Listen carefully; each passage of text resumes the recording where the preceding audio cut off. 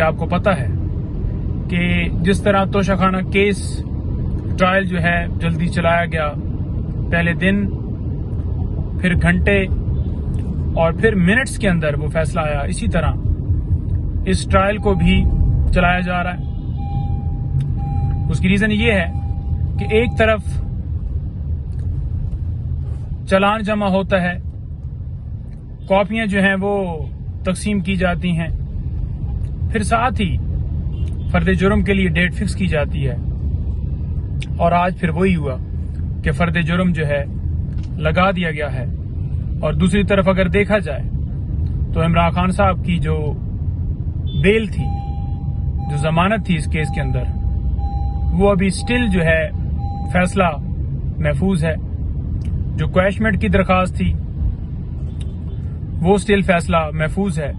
इस ट्रायल को रोकने के हवाले से जो दरखास्त थी वो फैसला महफूज है। तो पहले नीचे केस की समाअत नहीं की जाती, यानी कि ट्रायल कोर्ट के सामने जमानत की दरखास्त के ऊपर कि जज साहब छुट्टी पर हैं और ड्यूटी जज साहब भी अवेलेबल नहीं होते, और फिर ऊपर यही प्रोसीडिंग्स की जाती हैं।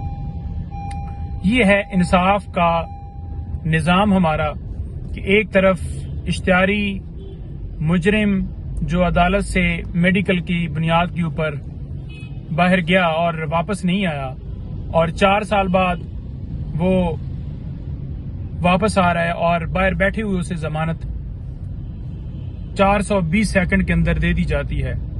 और दूसरी तरफ एक बेगुनाह बेकसूर हमारी कौम का हीरो जिसको अंदर जो है डाल दिया गया है और उसकी जमानत के ऊपर, उसकी क्वैशमेंट के ऊपर फैसला जो है वो दिया नहीं जा रहा, और ट्रायल को जल्दी से जल्दी कंक्लूड करके सजा की तरफ लेकर जाना चाह रहे हैं। तो मैं तो ये समझता हूं कि आज जो है फर्द जुर्म लगाने की भी जरूरत नहीं थी, सीधे ही फैसला जो है वो हाथ में लिख कर दे दिया जाता कि ये आपको सजा है। क्योंकि जो फेयर ट्रायल है वो तो हो नहीं रहा, ड्यू प्रोसेस आईने पाकिस्तान कहता है, लेकिन नहीं हो रहा। ये इस तरह से सीक्रेट तरीके से कार्रवाई जेल के अंदर चलाई जा रही है जिसमें न कभी गिरफ्तारी का हमें पता चला, न कभी रिमांड का पता चला, और इसी तरह से एक बंद कमरे के अंदर छुपाकर, कौम से छुपाकर, मीडिया वालों की एक्सेस नहीं है, लॉयर्स की प्रॉपर एक्सेस नहीं है, तो छुपाकर ट्रायल किया जा रहा है।